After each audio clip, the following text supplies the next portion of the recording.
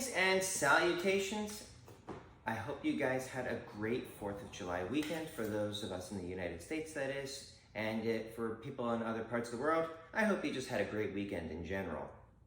So if you are new to the channel, I want to thank you for stopping by. My name is Eric Moss. I'm a personal trainer as well as a modern day performing strongman. If you're unfamiliar with what that is I perform feats of strength such as bending steel bars, breaking chains, driving nails through wooden boards by hand, rolling a frying pan, twisting horseshoes, bending wrenches, etc., all as part of a live show. So I had started my YouTube series where I was, actually way back when, I was giving training advice, and that as I became a modern day performing strongman, I started vlogging me going off to various gigs in my corporate shows and colleges and the various schools that I do, basically where people would hire me to perform. And since live shows kind of fell apart when the world ended from coronavirus, I just decided to do a feat of strength each week until life returned to normal. And now we kind of go full circle where I'm doing giving training advice again as the live shows start to come back, which they're starting to come back. I've got a couple gigs in the pipeline. So part of having this series is I wanted to make the world strong, and I can do that by dispersing my knowledge. And also part of having a YouTube series that is figuring out what it is that you guys want to know, what it is that you guys want to see, and creating content based on that. So, and also when you guys ask questions, it also helps me with my algorithm. So this question comes from Maya, and he says, what if I want to use isometrics and just practicing pushing against walls and pulling against trees like the wrestler Gamma, or just squeezing a metal ball? Will that work? What are some positions you suggest in a full body sense of the word? And how should I program it? Any other suggestions are welcome. Thank you for asking that question, Maya. So one of the things, when it comes to pushing against the wall, yeah, you can get some results from it, but it is not optimized. Partially because the wall doesn't really have any give. And if you try pushing against the wall, and since there's no live load, you're not really going to be pushing with everything that you could possibly be generating.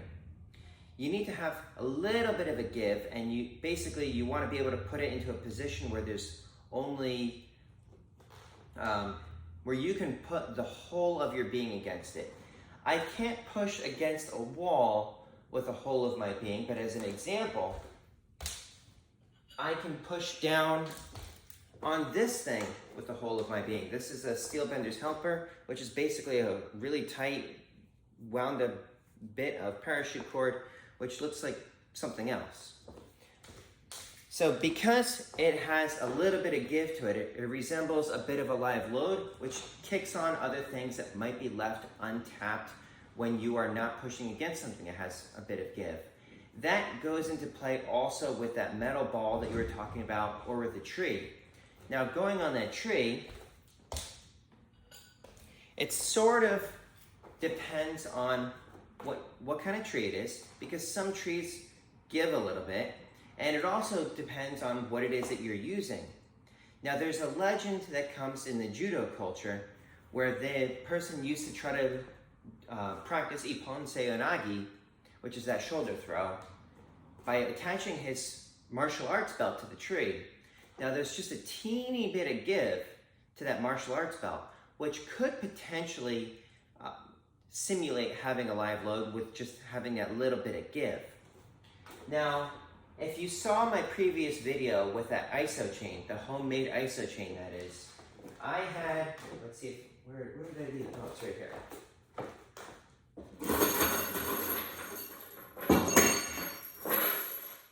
So the handle is attached to a chain.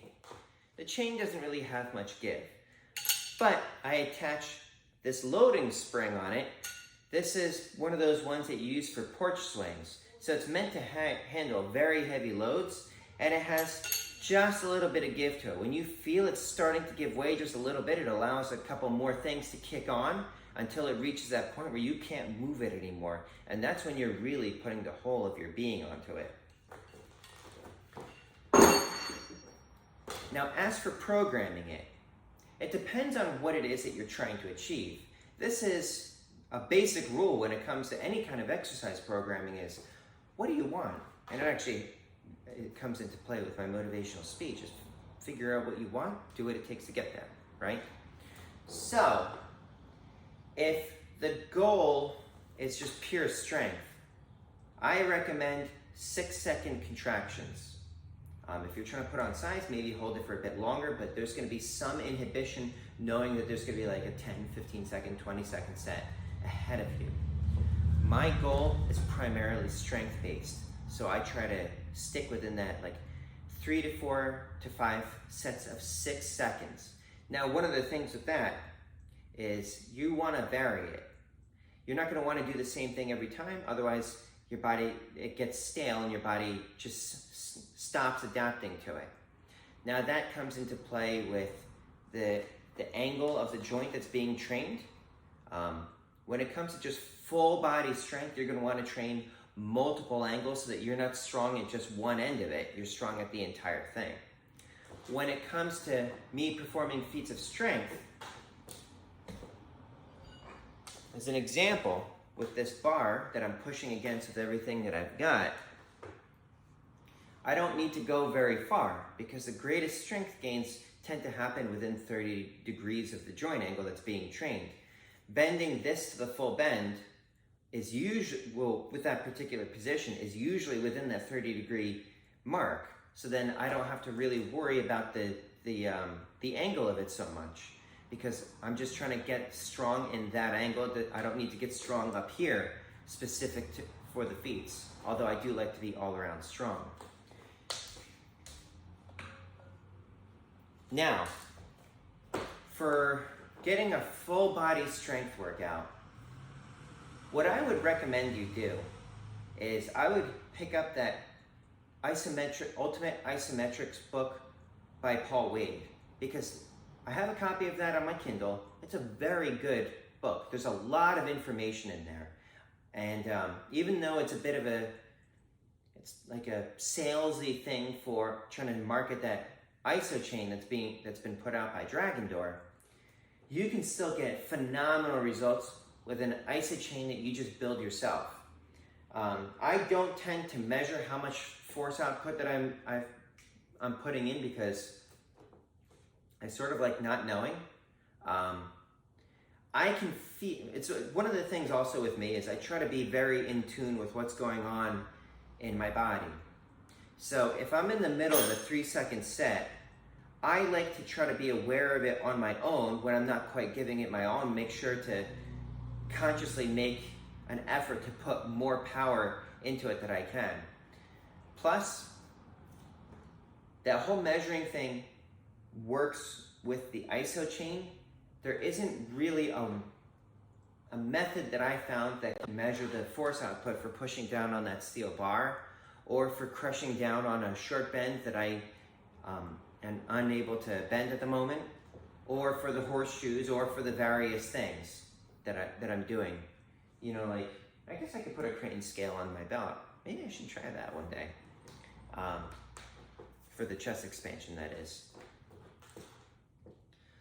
So I just try to make it a habit to push harder no matter what it is that's going on anyways, whether I can measure it or not, because it doesn't seem to me to make a difference on knowing how much power I'm putting out there if the key is just put more anyways. So going back to the whole full body workout, it boils down to what you would do with weights also, is push, pull, press, or push, pull, squat. You can get a phenomenal full body workout with just trying to load those things as much as, or put as much power as you can. Yeah, if you can put as much weight on the squat rack as you can, as possible, and just push on that, you can still get phenomenally strong, and also relatively safe too, since there's no mechanical abrasion within the joint.